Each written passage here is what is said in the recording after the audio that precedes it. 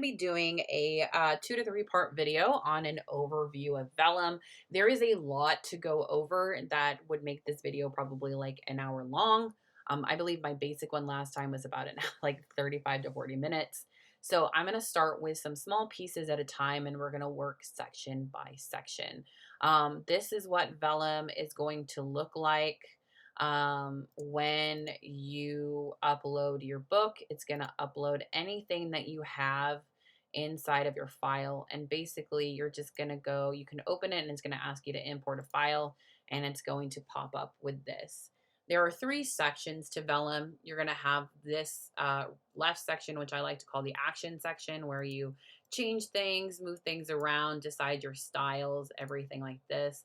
This is the writing section. This has everything to do with words and the book and what it looks like inside of the chapters.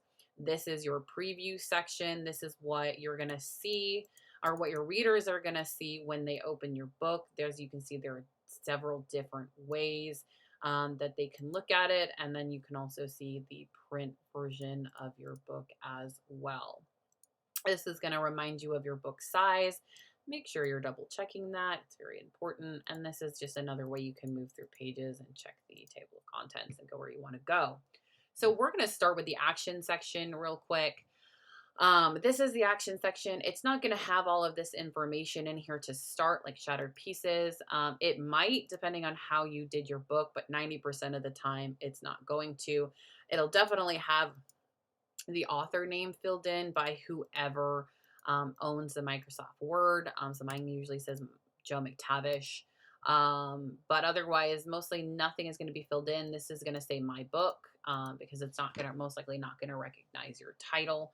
And so you're just going to put everything in and it's going to look something like this. This is, what my ebook title page looks like. And then this is my ebook cover. And then you can, of course, add in, this goes to an old one, but add in like Wicked Romance Publication, who actually isn't the publisher anymore. So I'm actually going to change that because now it is Dark Ink Publications. But you can also sit here and edit the title info too, or you can just click on the top at any time. If you ever have a question about a page, you can click on anywhere that there is a little question mark here. Gear icons usually indicate that you can change something or something in the settings. So in this case, it's allowing you to decide on the title page where you want it. This is an ebook, or this is the paperback. I only want that title page in the ebook, and so that is why it says ebook only. All right. This is the content. Again, you can include it in for your print or ebook. I usually only do my table of contents in my ebooks. So I usually take it out. You can also list subheadings if you have subheadings. You can list chapters with parts. It is completely up to you. Otherwise, everything else is what you make it inside of your Microsoft. Now, there are a couple of things that I don't make inside of my Word document. I don't make my copyright, I don't make my warning, and I don't make my dedication. I do those all inside of here, but it's up to you how you do it. All right. All right, so this is where you're going to see all your chapters. Mine are labeled into different parts because this is 2 books in one, because I did a duet. I changed 4 of my books into a duet, and so I changed it into part 1 and part 2 to just acknowledge that. Back here, of course, I have my sneak peeks and my back matter, all of which are stuff that you can do. All right. So over here, when you come up here, you're going to see like this double infinity looking ribbon. This is where you can decide the style of your book, what it's going to look like. I find that they're pretty cool. I find some of them are limited. So like this one actually is what used to be my old shattered pieces like a long time ago when I was first using Vellum. Um,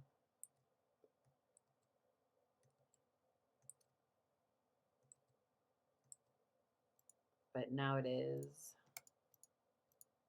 which one is it? I forgot. Back to the beginning. Hold on, it didn't change on me.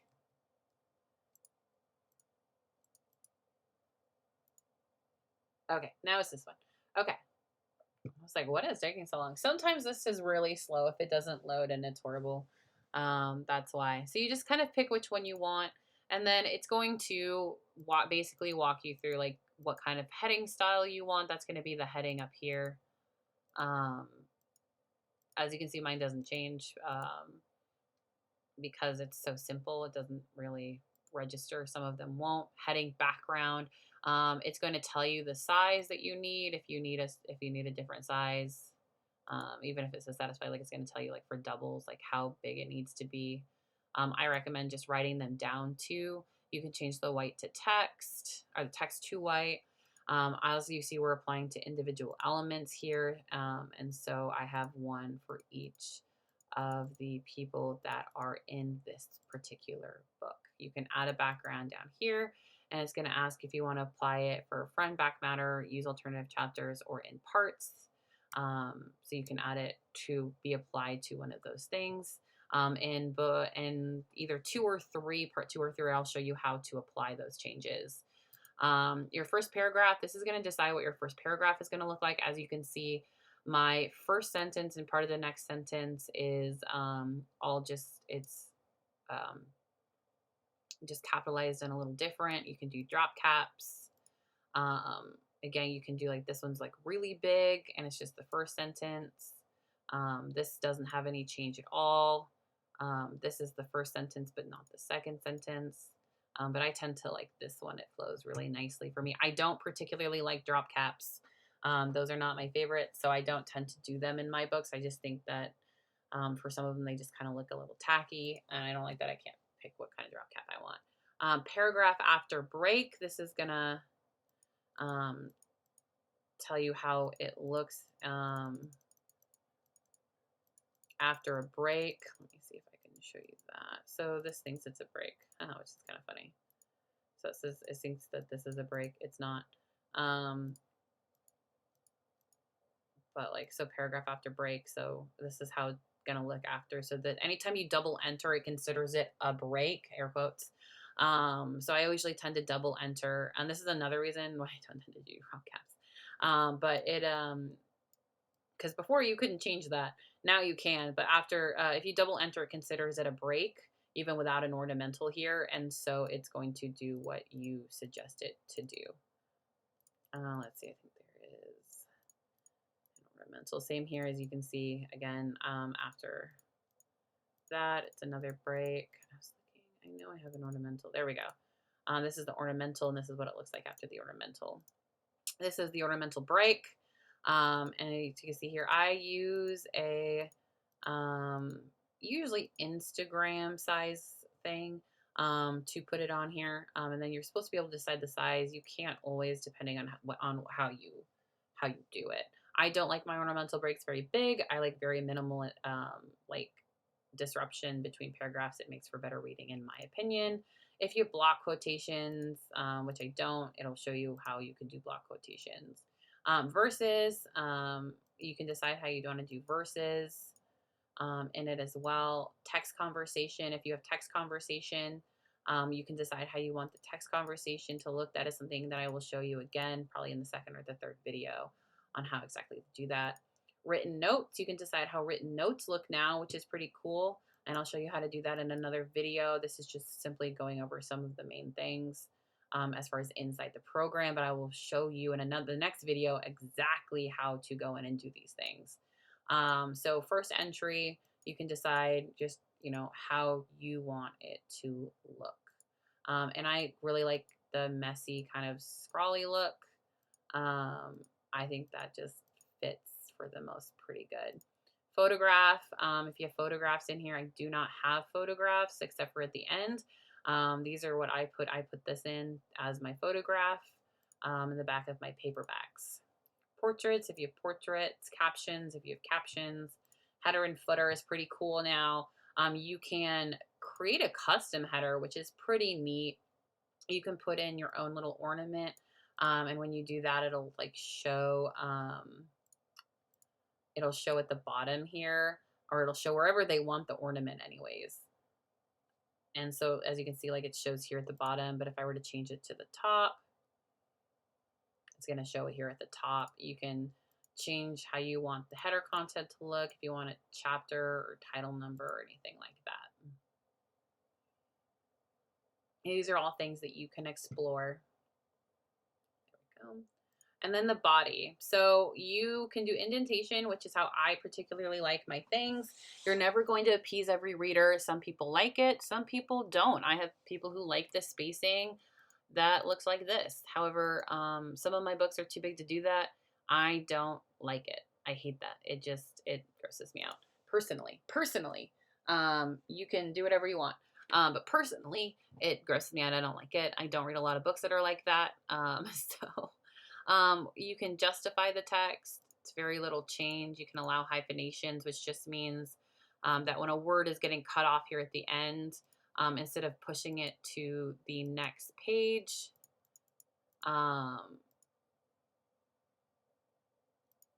instead of pushing it or to the next line, it's gonna, oh, here we go. It's gonna do this right here. Whereas if you don't allow the hyphenation, it's going to just push it. I just allow the hyphenation. I think it's just easier. And then you can clarify breaks at the top or bottom. It'll use a dot, dot, dot. I don't like that either. There's going to be a break on the next page. I don't need you to tell me any different. So that's it for that. And like I said, they all have the same thing. And there's going to just dependent, like if you don't have breaks in your book, it's not going to show you ornamental breaks. If you don't have text messages, it's not going to show you how to choose text messages. So those are all there. All right, going down here to the bottom. I don't know why I scrolled. To the bottom, you're going to see a plus sign. That adds a chapter. Wherever your cursor is, it's going to add that chapter. It'll also redo your chapters. So it'll add in your chapters as well. You can add a chapter here as well. You can add elements like a full image. You can add a full image. You can create a part. You can add prefaces, prologues, uncategorized endnotes. You can add all of that from here. Honestly, for me, it's easier to just create a new chapter, to it out, and then convert it, but that's up to you. You can add multiple elements if you want to by selecting like what you want to add, which is pretty neat. That's new-ish. What's really new is you can reuse elements from old ones. So if I wanted to use like the Stock Me page or the Also Buy, I can reuse those elements from there, which is pretty darn cool. You can create parts, create volumes. That's something like I did here, just everything underneath it. So if I was actually to remove that part, it doesn't do anything because I created it separately. But if I were to do like a volume or something, you have, it's all part of it. I just do parts. I don't really care about volumes, particularly numbering, where the initial chapter starts. You can decide that. And again, anytime you have a question regarding it, you can decide where the parts start from. Terminology, cover, chapter, you can change the terminology in here as well, which is pretty cool. All right, so moving on here to the writing section. I'm gonna go to chapter 1 here. This asterisk right here is gonna how you're gonna do subheads, breaks, images, alignments, lists, block quotations, verses, text, written notes. This is how you're gonna change everything or make everything in here. So you've already decided in your style how you want it. So this is how you're going to apply it. And so for that, I'm going to go down here and I'm going to show you written notes first. So basically I did a brand new chapter. I wanted these journal entries to be their own chapters personally. So what I did is I had this and I just cleared the formatting. If you clear it started out like this, I'm just going to select it all and go to written note. And that's how it's going to organize that written note. You can same for block quotations. If I wanted to make this a block quotation, I can do that right here inside of it, and it's going to show me how to do it. Versus text conversations. So like with text conversations, these right here are text conversations. This is how I set it up to be. So what I did for this really quickly is I just select it and then you press text conversation. And then I just did something special by making it look like this. Again, I'll go more in depth at that in a different video.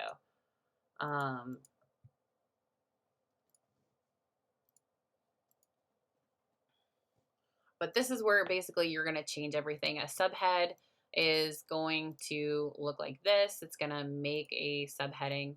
So if it said like 6 years later or something like that, and you don't, because you don't want it to be maybe like included in this and like how you started the paragraph, if you don't want your 6 years later to be dropped capped, that's how it will do that. Ornamental breaks. If you, and I'll show you in a second, and I'll show you how to do it on another thing, but if you do it right, you don't even have to worry about ornamental breaks, but you would just select where you want the ornamental break. Say I wanted it right here. I can literally just add the ornamental break, but I don't. So I'm just going to delete it. Okay. Images, if you want to add an image, web links, literally you just select what you want and you make it a web link. Super easy. I do it like this, so you just select the web link and it'll go directly where you want it to go. And notes, images, yeah. Here is where you can add heading images, the heading backgrounds, and everything like that. You can convert things to chapters, or you convert it to blurbs. You can number and unnumber, and that kind of works like this.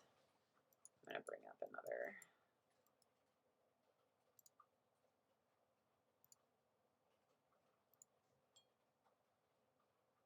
One second, I'll bring up another. Because I don't want to ruin that one. So if I wanted to say I didn't want it to look like this, if I want to unnumber it, I can actually unnumber the chapter. Even without that, I can unnumber the chapter if maybe you want the chapters to be a certain name or something like that, so they don't say chapter above it. You can do that. You can also add a subtitle. So maybe I did want this to say chapter 1, but I want to put Mal as the POV as a subtitle. You can do that as well. You can hide the headings in books.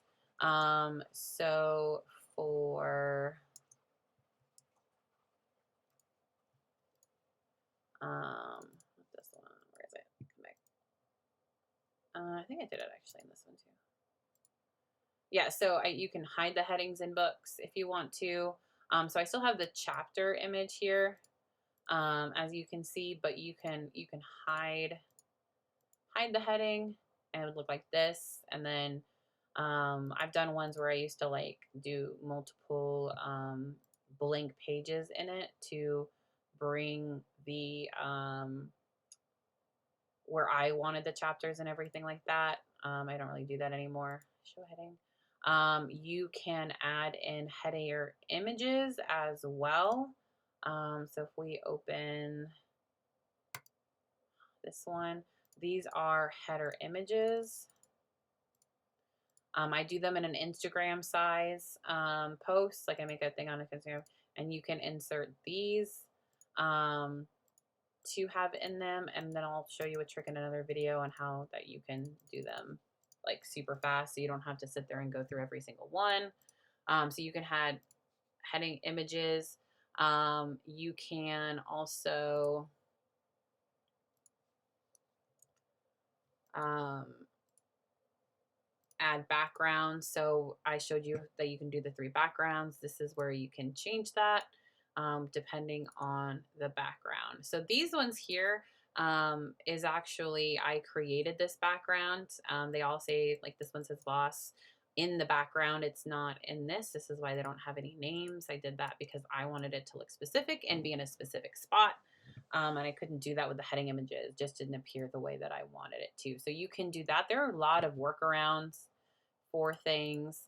So like too, if I was to unnumber this, it just says untitled. That doesn't go away. I would have to hide the heading.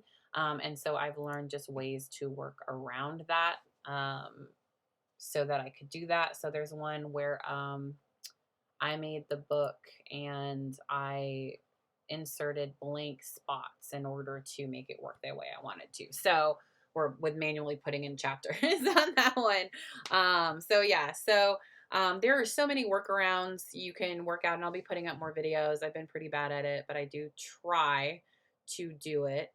You can add the chapter author if you wanted to add the chapter author. If you do that, you can do that. It's not required. Um, and that is the basic overview. Again, this is kind of where you view everything. This is how you can, for paperback, you can look at the accurate positioning. But if you're within the Kindle, like you can, look at it, how it's all going to look dark. I am going to tell you this.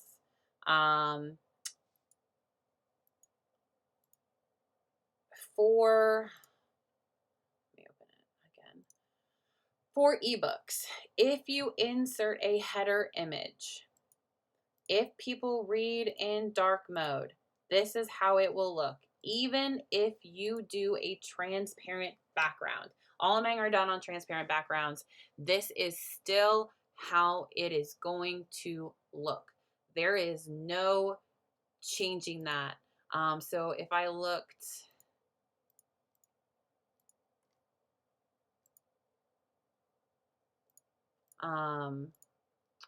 so if I gave you another one to look at, and this is you've probably seen this before too. Honestly, like you've probably seen it before when you've read others. So anytime it is an image, this is done on a transparent background. And when you go to look at it a black, this is how it's going to look. That is on a transparent background. There is no changing that at all. So just be aware of that. It is okay. Readers don't really mind if they read in dark. If you want to make it look fancy, just know that that is going to be a flaw no matter what. And that's not even just a Vellum thing. That is a KDP thing as well. Anytime you insert a photo like that, even with a transparent background, it is going to look like that. So like,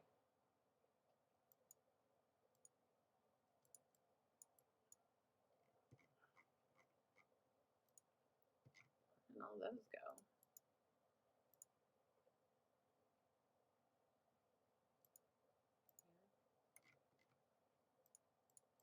I have to look at that because I feel like something happened.